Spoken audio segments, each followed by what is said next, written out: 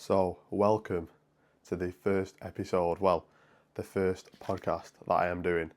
Now, this has been something I wanted to do for a little while, and just start. One of the big things I always say is just start and get better along the way. So, that's what I'm doing. We've got some sort of makeshift setup at the moment. I've got a few notes, podcast notes. But yeah, we're going to improve day on day, week on week, depending on how many I do.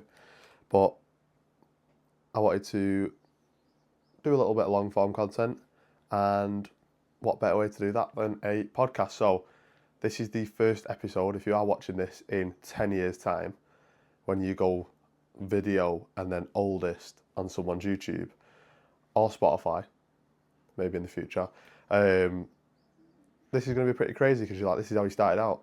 But yeah, slow progress is better than no progress. So, I wanted to start this podcast with a question on history. Now, this podcast is going to be about training and hypertrophy, fat loss, sleep, life, self-development, all that sort of stuff. I am an online coach, so if that is something, there's the plug. If you are interested in getting in great shape, like I believe I am in, I would like to say, there'll be some sort of link as well. But this is going to be along them lines, but I don't only want it to be about training and nutrition, because you can ask ChatGPT and Claude all them answers. I want everything to be specific to me, and then a few things I genuinely want to talk about, because just speaking and getting your ideas out helps me understand them more, the things I'm learning, so it benefits me.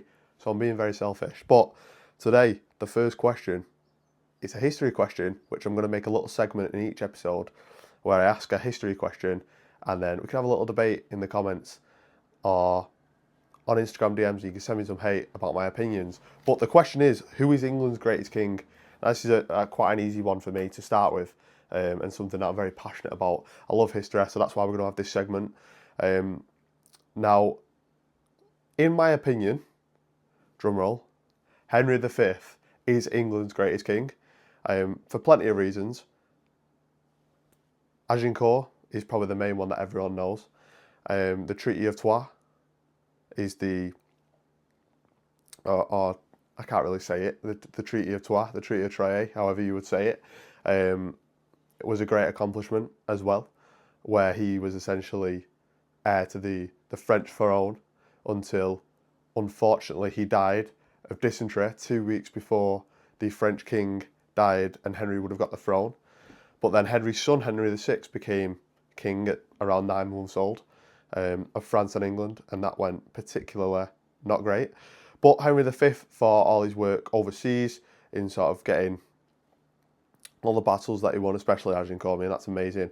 I mean, the numbers might be a bit skewed in terms of the actual difference between men, but the use of the longbow as well, so influential. And he just, from all accounts, seemed like a really, really competent person, and someone that is a great example, in my opinion. And he also had a great upbringing, like his father, in terms of an apprenticeship.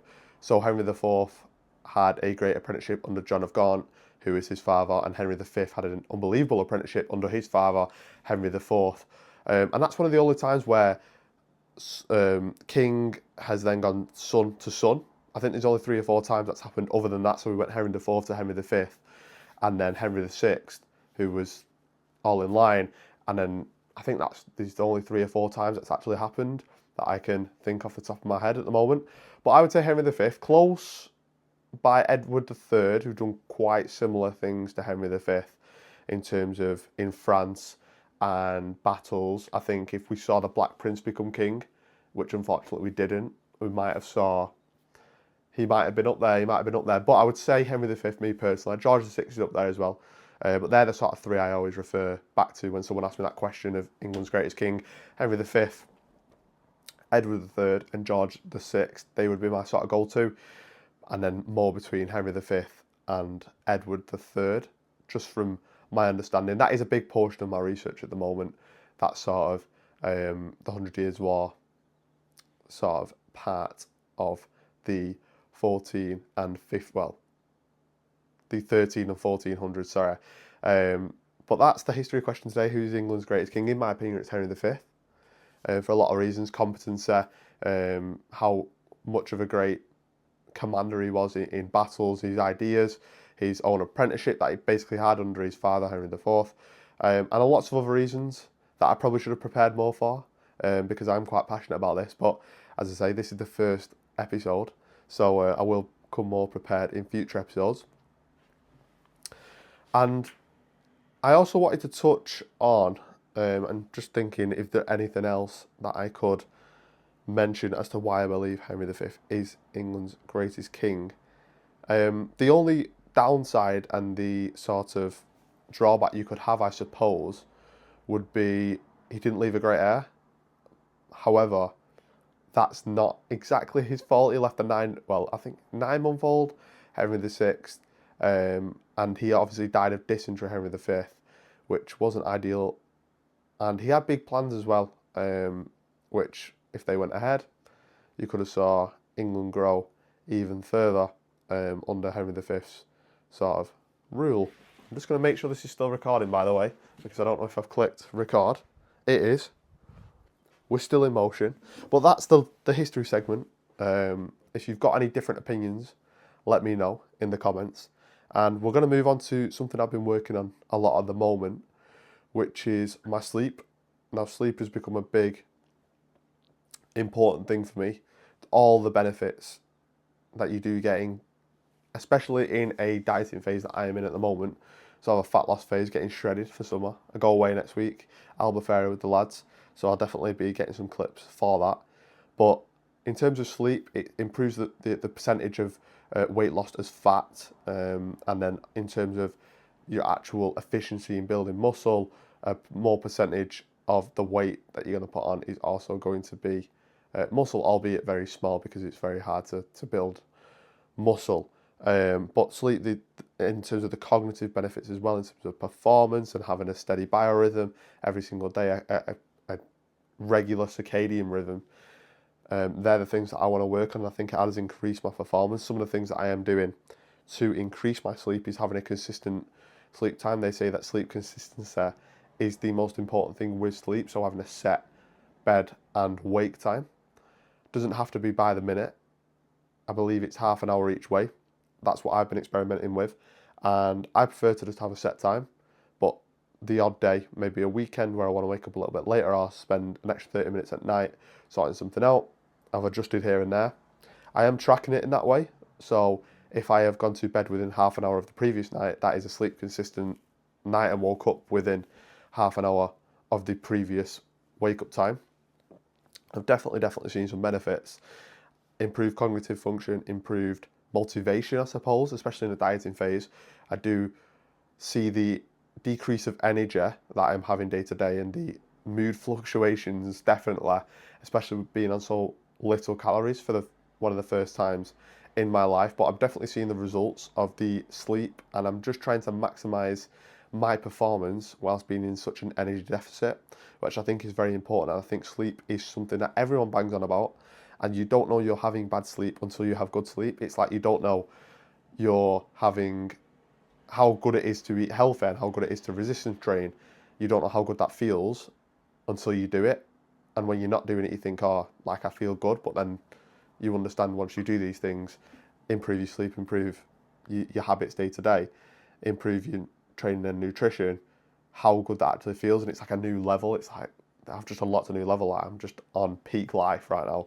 So that is something that I have been benefiting from. Having an eye mask as well, because I can't exactly block out my room because of my blinds, so I need to fix that too. And I'm sort of doing it in stages. I don't want to do everything at once. I think people get all the gear who've got no idea and sort of try and do everything at once. They get the blue light blockers, they get everything at once, and then it's hard to sustain. Whereas at the moment, I'm taking an approach of, let's get sleep consistency dotted first. That's your bread and butter. Then let's improve that sleep quality. Let's improve the nighttime routine. Then let's do one thing at a time, and overall building them habits. Hopefully my sleep will become very, very efficient and very good, because that is, and they do say as well, if sleep wasn't a common thing, people would treat it as a drug due to its performance benefits. So That is something I'm prioritizing at the moment, and you should too. And that is what I'm telling my clients to as well. Prioritize sleep. It's so important just for general well-being as well as all the health benefits. So if you're not doing that, have a think, watch some videos, and definitely add that to something that you're working on. It doesn't always have to be, I always say to clients and stuff, it doesn't always have to be training and nutrition that you have to focus on. If you've got them nailed down to a T, you know what you're doing, there's other things as well that are going to increase that performance. We've got sleep as a big one, and then we've got sort of daily habits as well, and other stuff like that. So focus on your sleep, that's the big takeaway there. So we've had the history segment, we've had the history question, we've had what I'm sort of working on at the moment, and I'll update you with my sleep next week. And then my own training at the moment I wanted to touch on. So I am in a dieting phase. I'm on about 1,800 calories at the moment, and I'm just trying to shred for the lads' holiday that I've got coming up, and it's going quite well. I'm 4 kilo down with a week to go, and my lifts are getting bigger, so they're getting better. I'm progressing, not at a fast rate, but that's never going to be the case anyway. My lifts are progressing. Some are maintaining, depending on the load, depending on the movement, right? If you're programming, if you are seeing a big decrease in your performance, your programming is off. You shouldn't really see that much of a dip in your performance. Maybe near the tail end, when your energy is low, your motivation's low, your perceived, I forgot the term now, but your perceived rate of effort is lower. You might see that, but you shouldn't really be seeing a big drop, really. From what I've been doing, it's more of a steady dieting phase, and we're sort of really digging deep the last couple of weeks. But that's been working great for me. My lifts, as I say, I would be worried if they was going down exponentially. They're not, they're maintaining and progressing, which is a credit to my own programming. And if you want good programming, I'm an online coach, so you can ask me to do your programming. There's another plug. But yeah, that is the process. When we are dieting, we're in a fat loss phase, we shouldn't really be losing too much strength and performance in the gym. It's more them outside factors, I believe, where that sort of motivation, that energy, day to day, that perceived rate of effort. If that's dropping, that's probably going to be the reason your performance is dropping. If you are still doing the right thing in terms of programming, nutrition, timing, and stuff like that. But I've got that nailed down to a T. As I say, the sleep's helping with that as well. So that is going well. My own training, I'm sort of on track. We started at 77.7.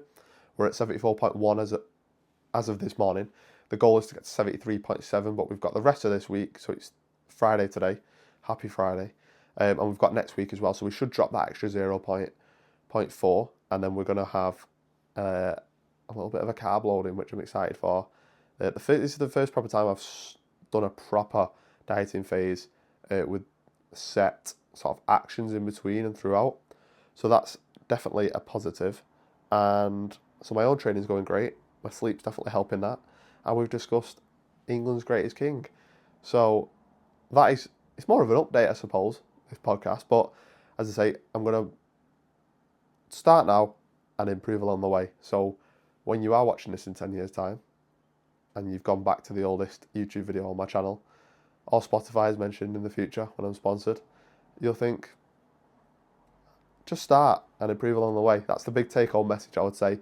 Anything you want to do, just start, improve along the way, and you'll get better. That experience of actually doing something is so beneficial, rather than getting all the gear, like I mentioned with the sleep, and then not having those sort of, you've never actually tried to improve your sleep, you've just got all the new gear and you don't know what you're doing. So that's the big take-home message. I would thank you for watching.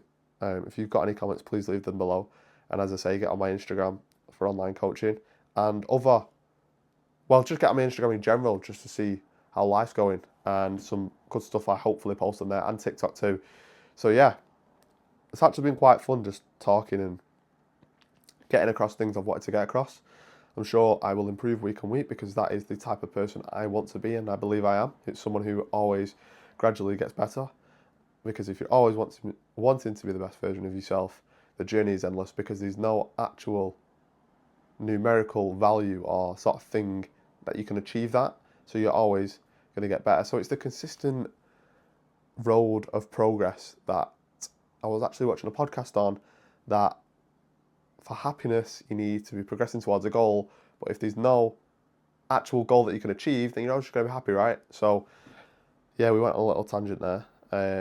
But yeah, I hope you enjoyed this episode. And any reviews or anything at all, any recommendations, please let me know. And yeah, thanks for watching.